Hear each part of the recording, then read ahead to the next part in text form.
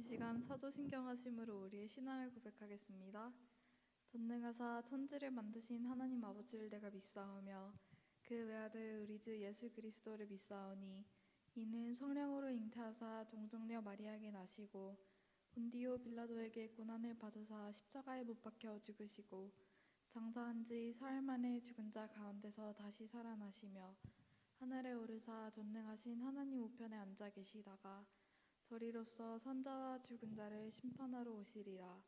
성령을 믿사오며 거룩한 공예와 성도가 서로 교통하는 것과 죄를 사하여 주시는 것과 몸이 다시 사는 것과 영원히 사는 것을 믿사옵나이다. 아멘.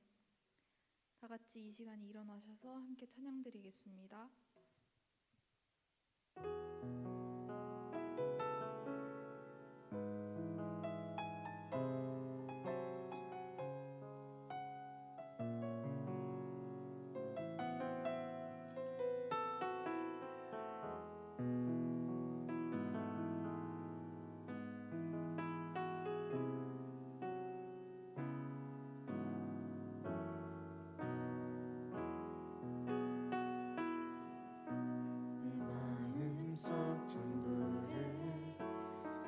다시는 주님 나 당신께 숨길 것 하나 없네. 주 보좌 앞에 나아가 다 아뢰니 모든 근심과 슬픔 사라지네.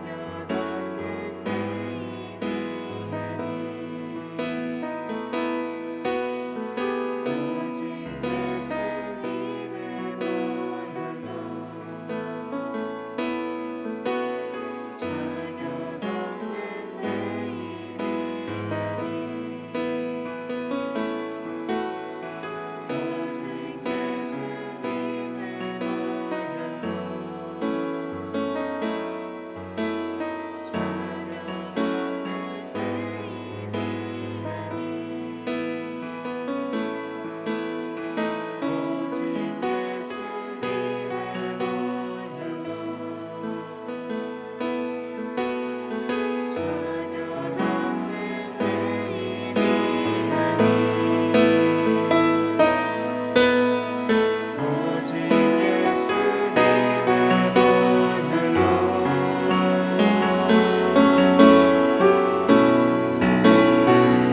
십자가를 보라 완전하신 사랑 이미 받아갑니다.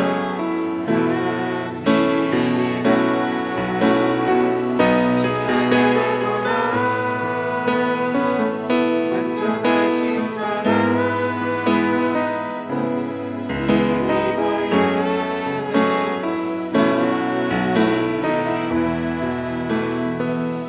십자가에 보여 완전하신 사랑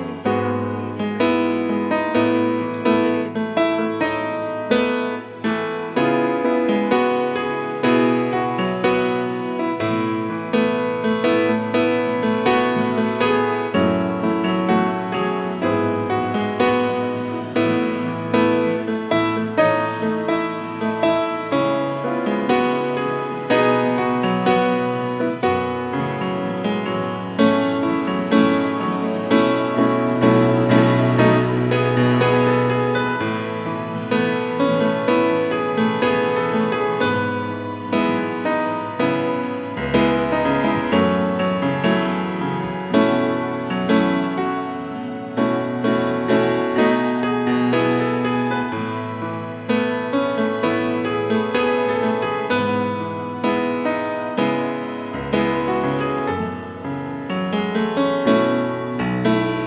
이 시간 우리 기도드리겠습니다. 사랑과 은혜가 충만한 하나님 아버지 감사합니다. 오늘 거룩한 주일 우리들의 발걸음을 주의 전으로 향하게 하여 주시고 우리를 만나 주시겠다고 한 장소와 시간 속으로 불러주시니 너무나도 감사드립니다. 영원히 죽을 수밖에 없는 우리들을 위하여 하나님 사람의 몸으로 이 세상에 오시고 우리의 죄를 감당하시고 죽으시고 부활하셔서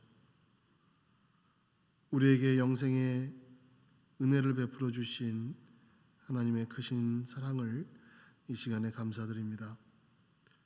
저희들 큰 사랑을 입었음에도 불구하고 우리들의 원하는 대로 주님께로부터 멀어졌던 삶을 살았음을 이 시간에 고백합니다.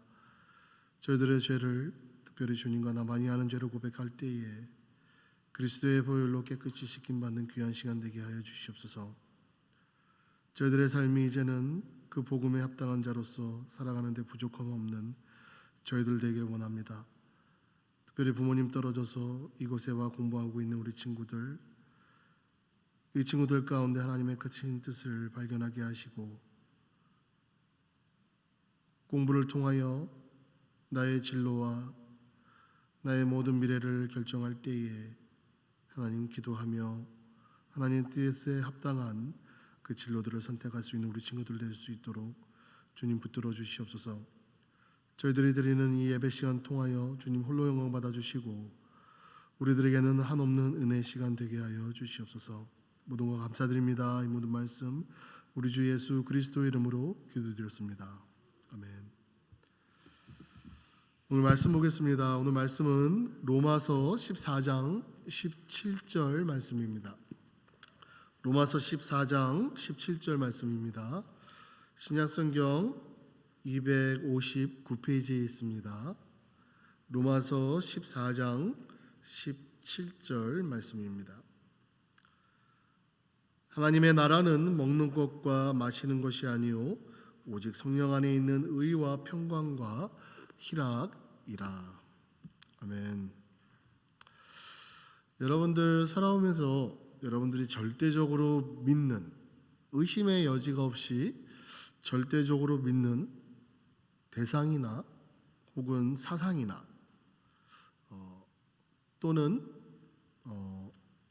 어떠한 존재, 이러한 것들이 있습니까? 우리가 살아오면서 의심이 한 털만큼 없이 절대적으로 믿는 바로 그것의 존재의 가장 흔한 것은, 공통적으로 가지고 있는 것은 바로 부모님입니다. 우리 부모님에 대한 의심은 없어요. 저 부모님은, 내가 지금 살고 있는 이 부모님은 나의 부모님이 아닐 거야, 나를 그냥 키워주는, 돌봐주는 사람일 거야 라고 어렸을 때 잠시 잠깐 의심은 들지만 여러분들 나이대에 의심하는 사람은 없을 것입니다. 우리가 절대적으로 믿고 있는 것에 대한 이런 확실한 그 믿음, 이거는 우리가 변치 않는 우리들의 믿음이 거기에 적용이 됩니다.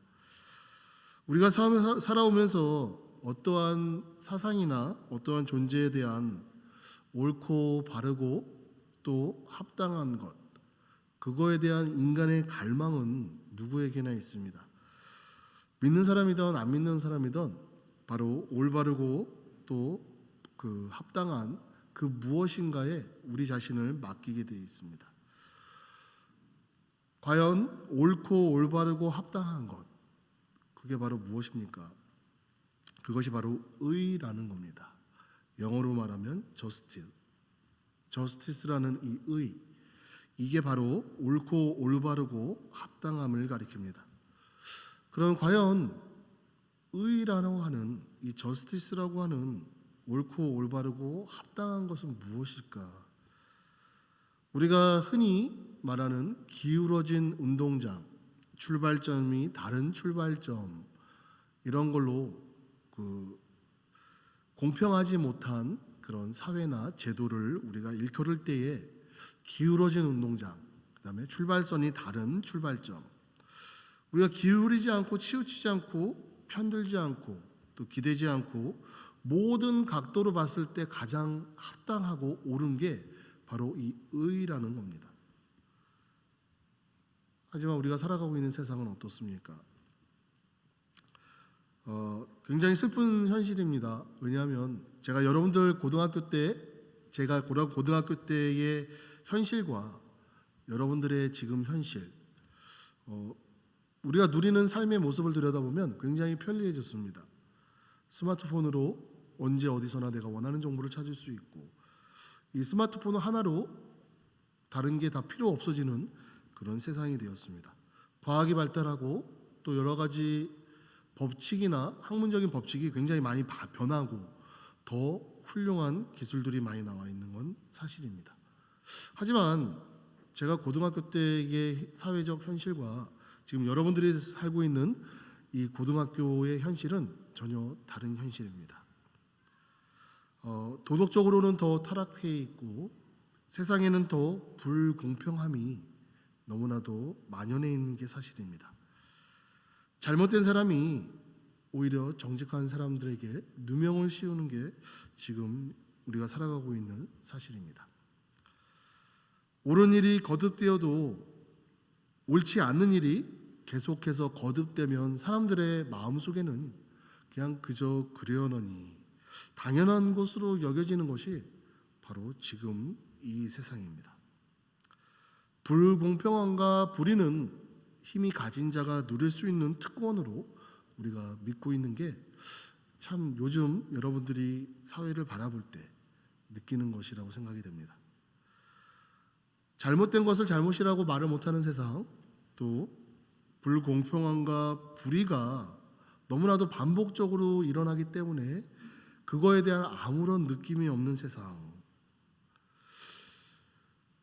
공립학교에서 동성애 부부 밑에서 자라는 아이가 나는 엄마가 둘이야, 아빠가 둘이야 라고 말하는 이런 거가 굉장히 자연스럽게 당연한 것으로 받아들이는 지금 이러한 세상, 바로 그게 여러분들이 마주하고 있는, 여러분들의 청소년 시기를 보내고 있는 시대입니다. 근데 이러한 것들이 우리가 소위 진보적인 사회에서, 문명의 사회에서 이러한 현상들이 굉장히 많이 일어나고 있다는 겁니다. 그래서 진보적인 사회, 깨어있는 사회, 문명의 사회, 교육받은 사회에서는 이런 의라는 절대적인 가치가 그 시대의 목소리가 큰 사람들, 힘이 있는 사람들의 의견을 대변하는 그러한 모습으로 변질되어 있는 것이 사실입니다. 우리는 도대체 이 세상에 어디에 의의가 있고 우리가 또한 어떻게 행해야지만 하나님이 우리에게 말씀하시는 그런 의롭게 될 수 있는 그런 삶을 살 수 있는지를 우리가 살아가면서 나 스스로에게도 묻지 않을 수가 없다는 겁니다. 오늘날 여러분들 우리 인간들에게 사람들에게 가장 필요한 것이 무엇이라 생각합니까? 여러분들 학생이기 때문에 학생에게 가장 필요한 것은 좋은 성적과 또 좋은 선생님들, 좋은 학교, 그다음에 또 여러분들이 공부할 수 있는 것을 지원할 수 있는 재정적인 버팀목이 되어줄 수 있는 부모님들, 뭐 이런 것들이 여러분들 인간들에게 가장 필요한 것이라고 생각할 수 있겠습니다. 하지만 여러분들 한번 거기에 틀에서 벗어나서 인간의 궁극적으로 가장 필요한 것이 무엇인지를 여러분들이 한번 생각해 보면 바로 평화와 만족이라는 겁니다. 우리는 평화로운 시대를 살아가고 있습니다. 그렇죠? 지금 여기 있는 여러분들 전쟁이 없는 나는 평화로운 미국 땅에서 살아가고 있습니다 라고 말을 하겠지만 여러분들 우리의 삶이 지구 어디엔가 일어나는 특히 우크라이나에서 일어나는 이 전쟁으로 인한 내 삶의 불편함과 변화가 분명히 있습니다. 전혀 우리가 느끼지를 못하지만 엄청나게 많이 있습니다. 이제 제에게는 3명의 자녀들이 있습니다. 큰애가 중학교 이제 7학년 됐고 둘째가 이제 4학년, 막내가 킨더가든이에요. 어렸을 때 식당 가면 가장 부러웠던 것 중에 하나가 뭐냐면 전골을 시켜서 먹는 가족. 큰 그릇에 전골을 해물 전골을 시켜서 먹는 가족들이 굉장히 부러웠어요. 아이들이 어리기 때문에 매운 걸 못 먹어요. 그리고 아이들이 어리기 때문에 많이 못 먹기 때문에 전골을 시켜봤자 많이 남아요. 근데 이제는 전골을 먹을 때가 된 것 같아서 어제 전골을 먹으러 갔어요. 깜짝 놀랐습니다.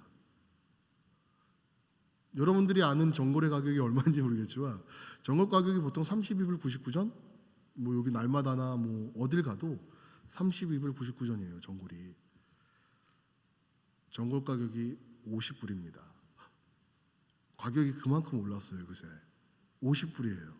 49불 99. 깜짝 놀랐습니다. 하루아침에 이 전골 가격이 32불 99에서 50불, 49불 99로 올라간 거예요. 왜 올라갔을까요?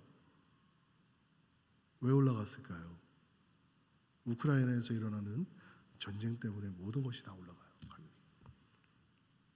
평화로운 세상에 살고 있는 우리들에게도 어디에선가 일어나는 이러한 걸로 인해서 우리 삶에 영향이 있습니다.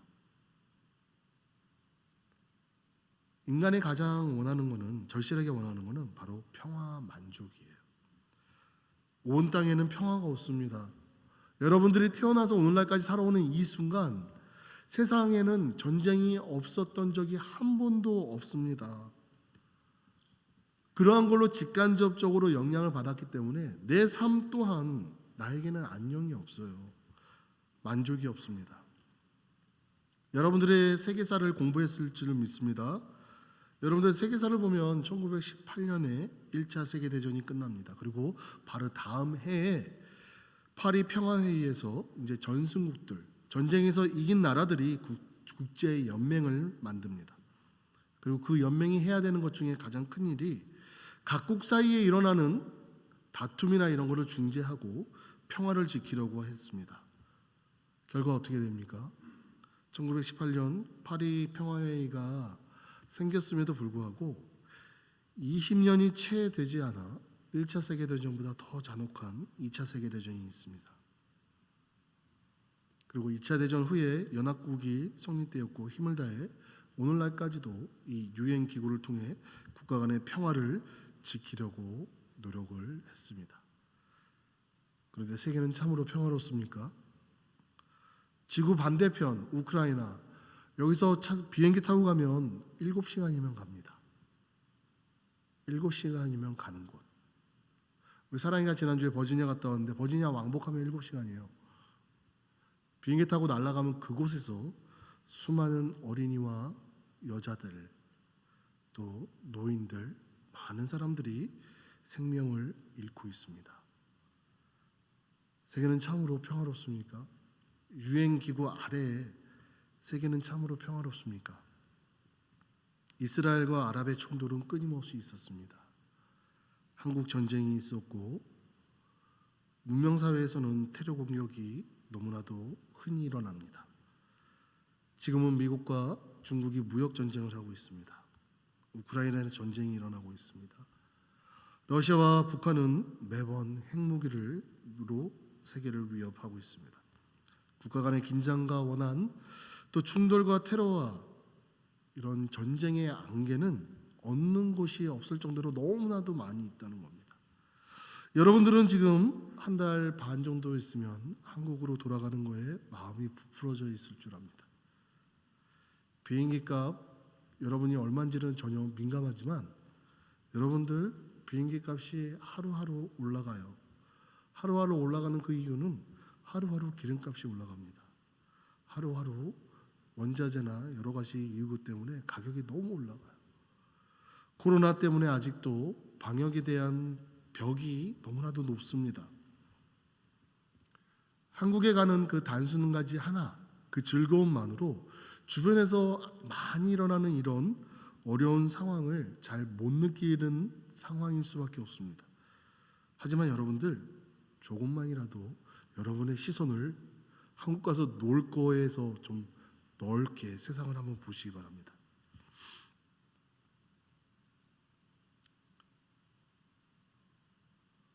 아무런 평화가 없습니다.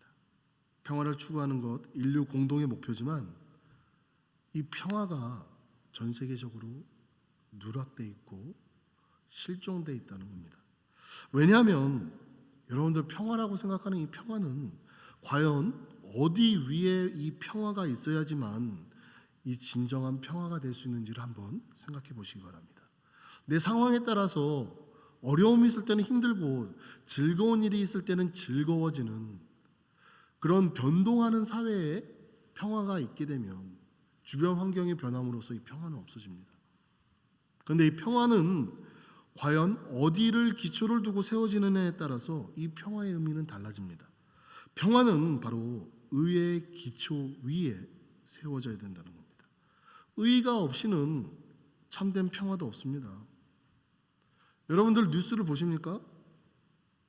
얼마나 가짜 뉴스가 많이 팽배하는 사회이긴 하지만 아직도 그래도 우리가 믿고 볼 수 있는 그래도 주류 사회의 뉴스 기관들은 있습니다. 오늘날 그런 뉴스들을 보면 사회의 각종 불공평함과 불의가 너무나도 가득합니다. 여러분들 대한민국은 새로운 대통령을 선출해서 이제 새로운 기관을 이끌어갑니다. 비난을 했던 그 비난의 화살이 이제는 그 사람들에게 다시 되돌아옵니다. 재밌는 거는 이게 반복적으로 된다는 겁니다. 그리고 대상이 비난하는 사람이 비난을 받을 수 있는, 내가 상대방을 비난할 때에 비난의 목록으로 작성했던 그 목록이 결국에는 나를 향하는 목록이 될 수도 있다는 게 너무나도 반복적으로 일어나는 겁니다. 그걸 바라보는 국민의 마음, 정치인들은 다 그렇지 뭐. 하지만 일단 정치인이 되면, 힘을 가지게 되면 재물과 명예와 권력을 얻기 때문에 그 누구도 정치인이 되는 것을 싫어하지는 않습니다. 자라나는 청소년들이 그러한 사회를 보고 나도 저러한 힘을 가질 거야 라고 생각을 한다면 여러분들은 정말 청소년 시대를 불행하게 살아가는 사람입니다. 사법의 이런 불공평, 그 다음에 뇌물비리, 정경유착, 또 약육강식, 이런 게 계속 반복적으로 우리들에게 나타나는데 사람과 사이에서 일어나는 다툼, 속고 속이는 거, 시비를 가리지 않고 도덕적으로 몰락하는 이러한 상황이 너무나도 많이 있다는 겁니다. 여러분들의 이러한 현실을 바라보고 과연 정의는 어디에 있나? 정의를 외치는 사람들조차도 그 사람 안을 들여다보면 온갖 부패와 부정과 도덕의 타락함이 다 있다는 거예요.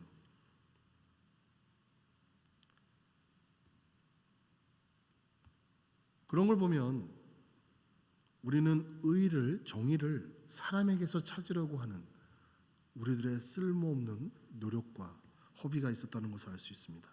그래서 이 세상을 보면 크게는 국가와 국가 사이의 다툼이 있습니다. 작게는 사람 사이의 다툼이 있습니다. 심지어 내 안에서 내적으로도 선과 악이 끊임없이 대립을 합니다. 국가와 국가 간의 다툼이 있고 사람과 사람 간 사이의 다툼이 있고 내 안에서의 선과 악이 다툼이 있는 정말 평화가 없다라고 이 세상 어디에는 평화가 없다라고 얘기할 수 있습니다.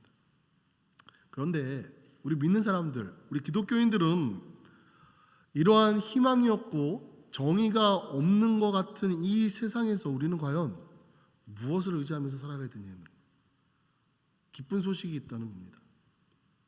성경을 보면 이 세상 밖에 또 다른 왕국, 하나님의 왕국이 있다는 걸 나타내요.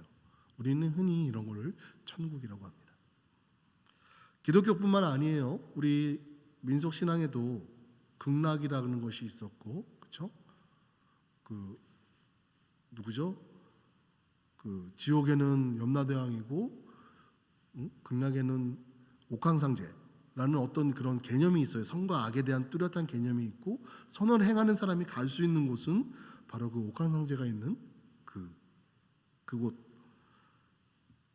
성경은 우리들에게 분명히 말씀하고 있습니다. 하나님의 왕국이 있다는 것.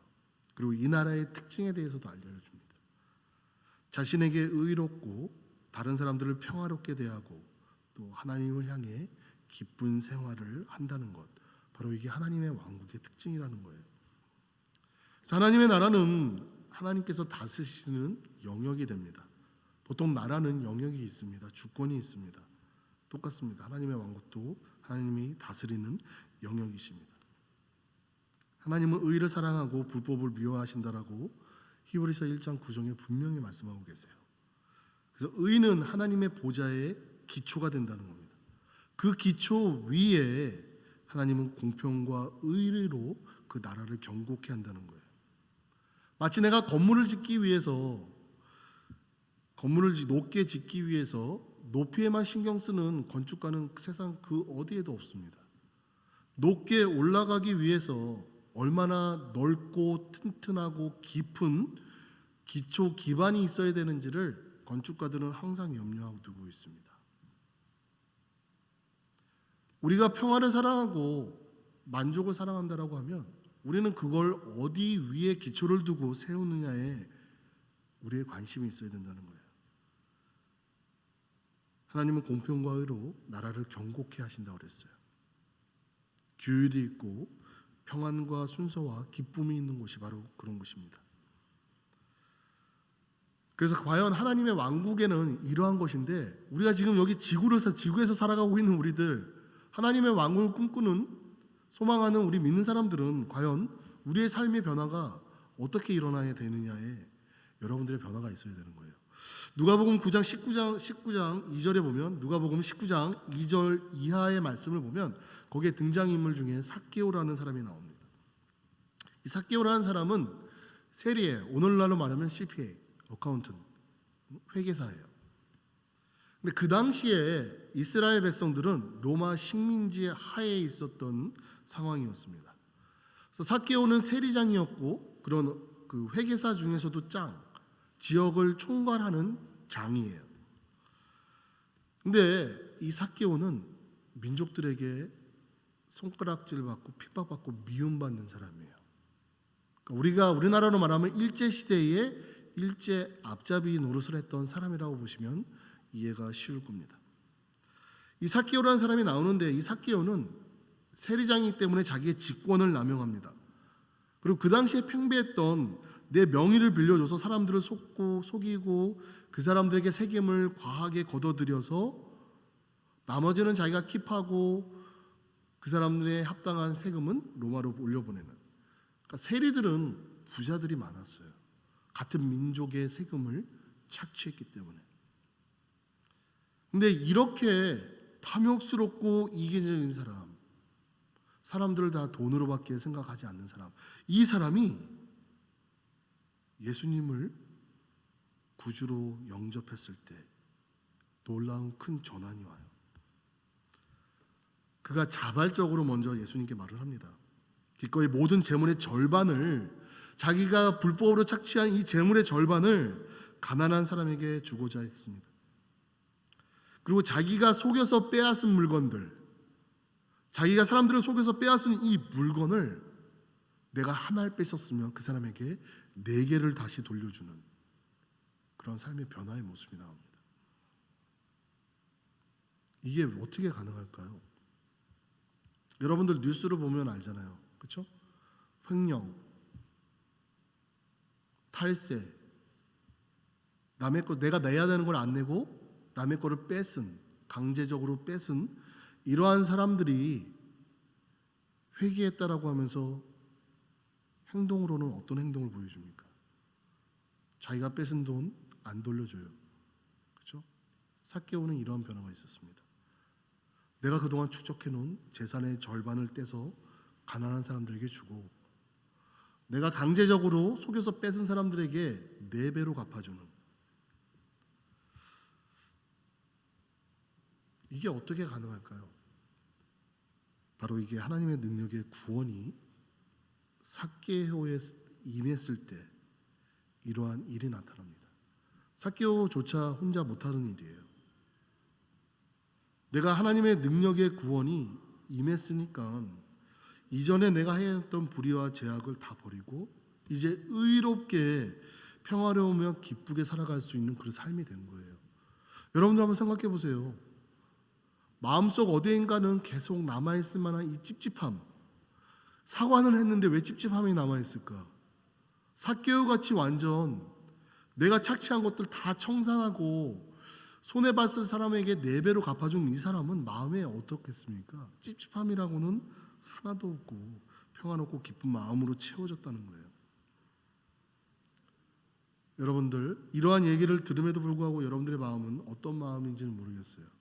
어떤 사람은 나는 모든 일에 의롭게 해, 나는 모든 일에 죄 없이 살아, 나는 항상 도덕적이고 예의 바르고 누구랑도 화목하게 잘 지내, 나는 삭개오 같은 사람이 아니라서 예수님이 필요 없어, 이런 마음이 있을 수도 있어요.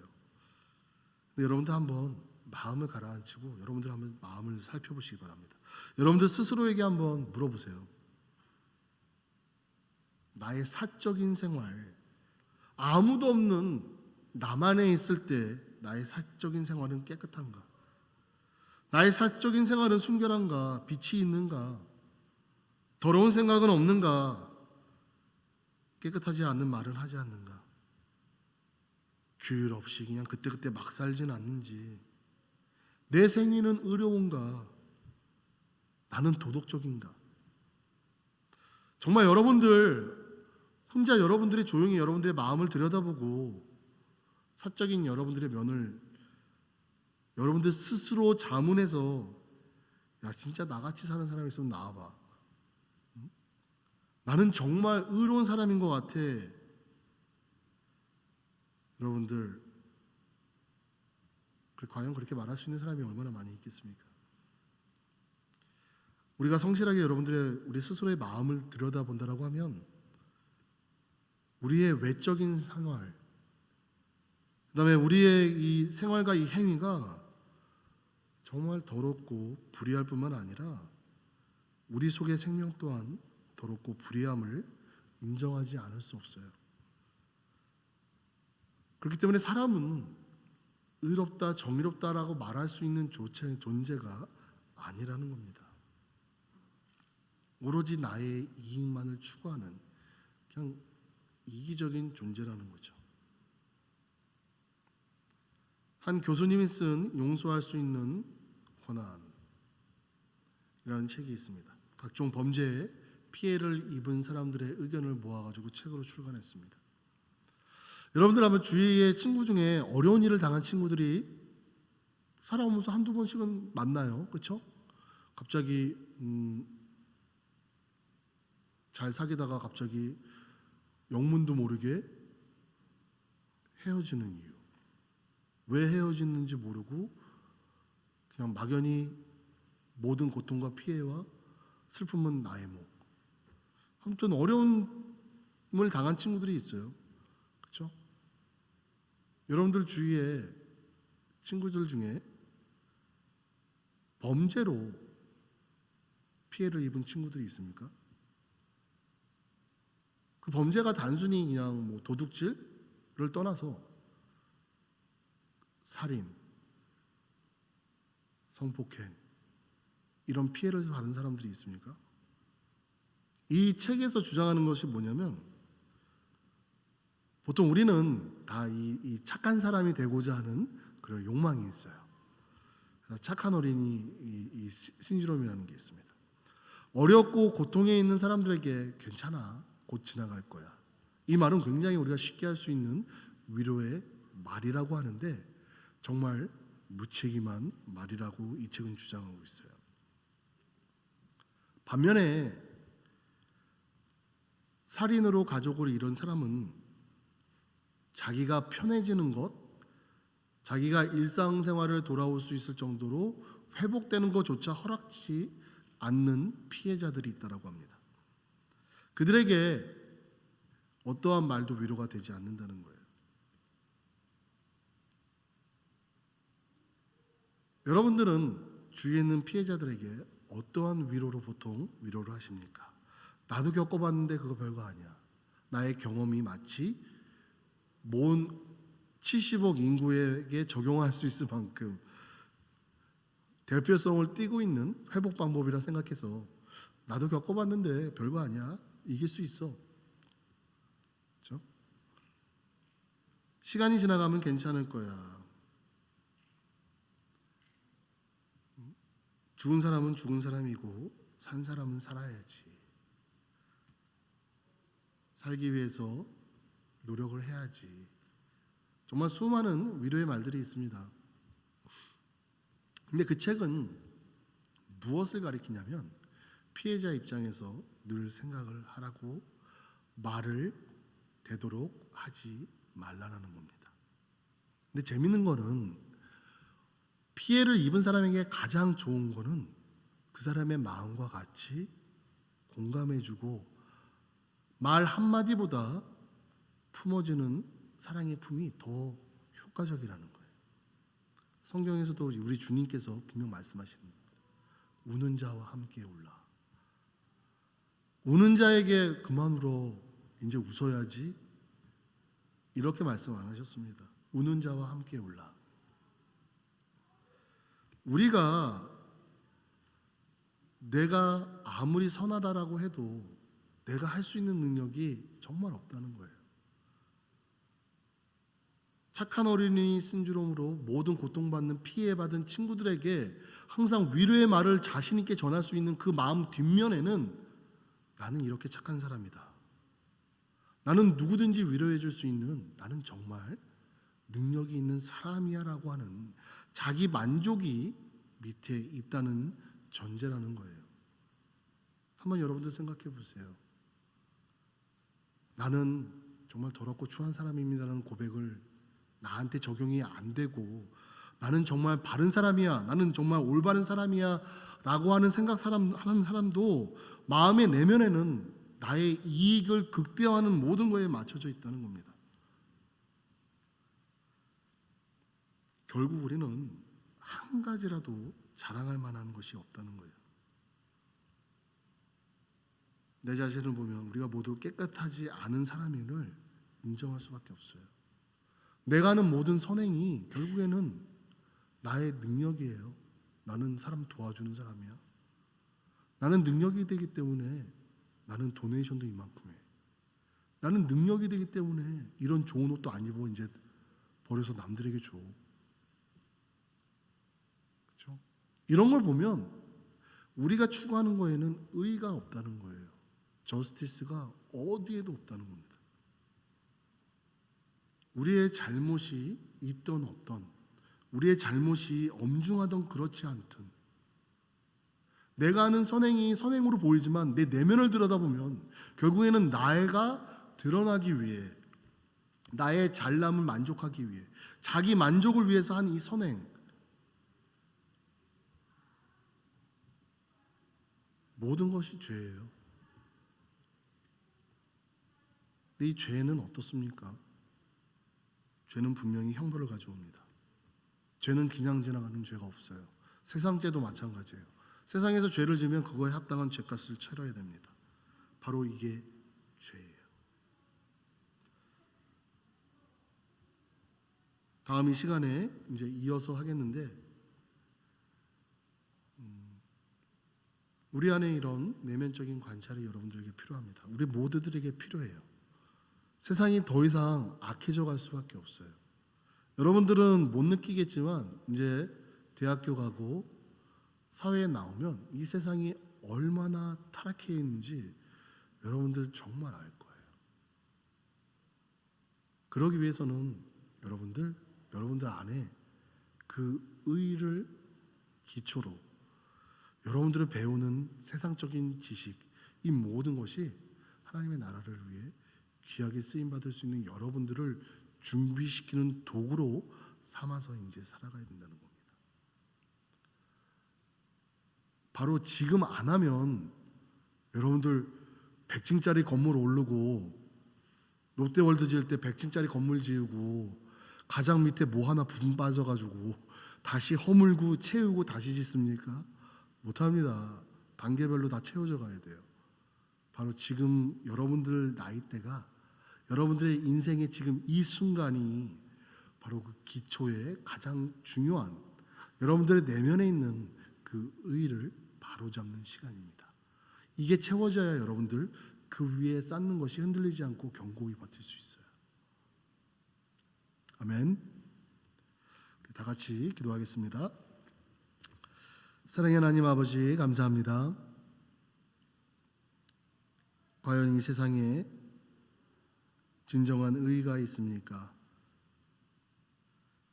도덕적으로 바르고 베푸는 손길이 풍성하고 위로해주는 사랑의 마음이 큰 것 같지만 결국 내면을 들여다보면 나는 위로할 줄 아는 사람이다 라고 하는 자기 만족과 자기가 가진 능력을 과시하는 것뿐인 그러한 면목들이 너무나도 많았음을 이 시간에 고백합니다. 과연 하나님, 아무런 죄 없으신, 아무런 상관없으신 예수 그리스도를 우리의 죄 때문에 이 세상에 보내시고 우리의 죄를 위해 십자가에 달려 돌아가기까지 하신, 정말 우리를 사랑하시는 그 하나님의 의가 우리 내면의 기초가 되게 하셔 앞으로 살아가면서 인생 가운데 흔들릴 수밖에 없는 세상적인 가치와 또 세상적인 기준들을 영원히 변치 않는 하나님의 의로 인해 감당하고 이길 수 있는 우리 친구들 될 수 있도록 주님 붙들어 주시옵소서. 모든 것 감사드립니다. 이 모든 말씀 우리 주 예수 그리스도 이름으로 기도드렸습니다. 아멘. 지금은 헌금 드리는 시간입니다. 여러분들, 이 헌금은 모든 물질의 주인이신 하나님을 고백하는 시간입니다. 여러분들의 생활에 삶에 필요한 것들을 채워주신 하나님께 여러분들 감사하며 드리는 시간 되길 원합니다.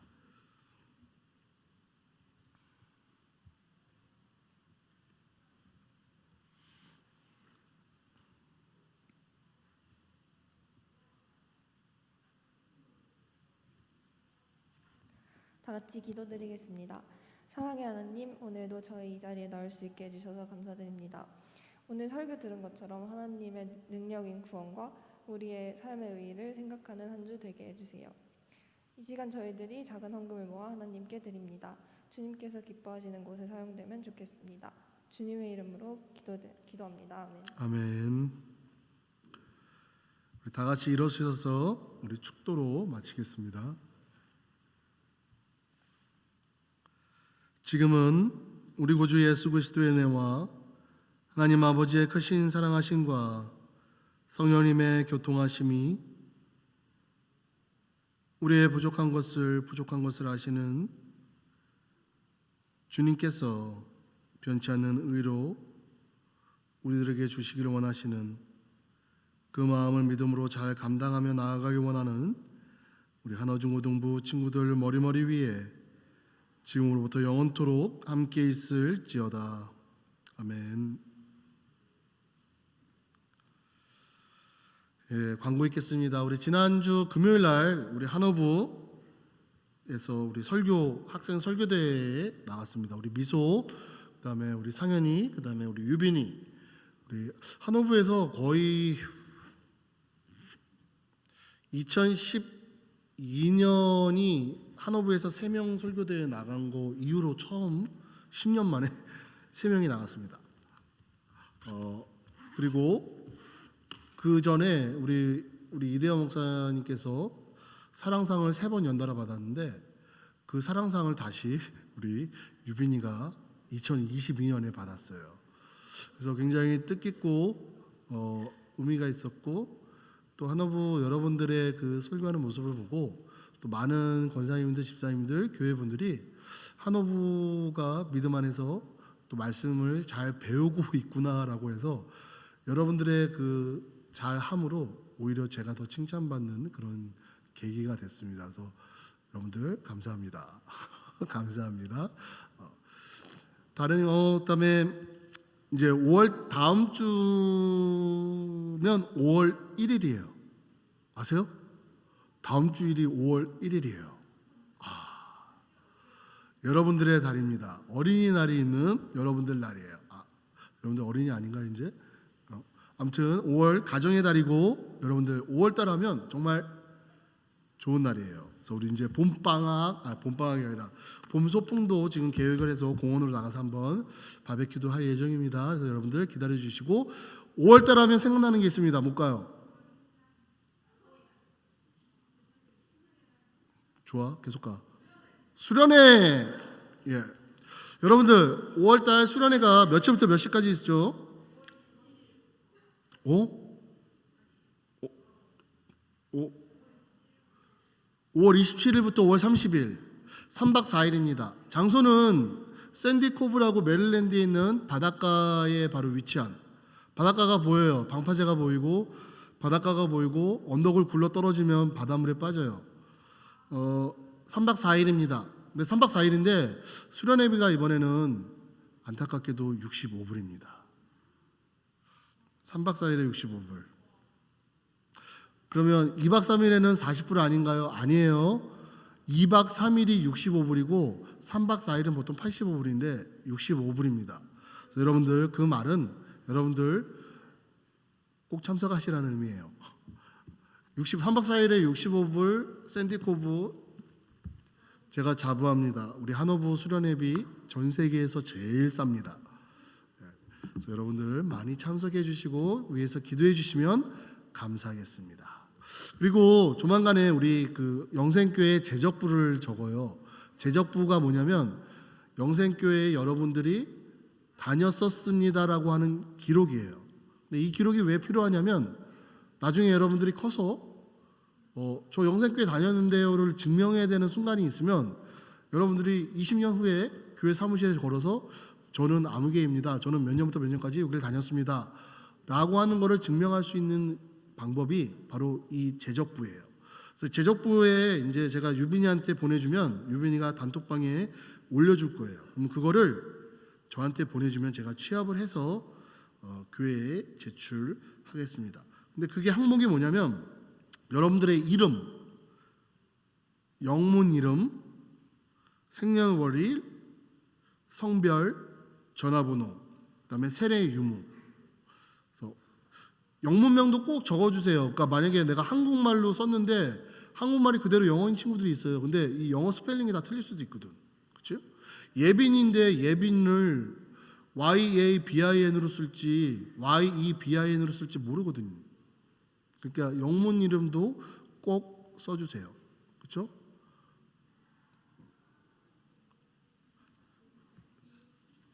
이상입니다. 우리 이제 체육관으로 가서 우리 밥 먹을 거예요. 그 누구지? 영주야. 저기 있는 콜라 좀 들고 가죠. 예배 마쳤습니다.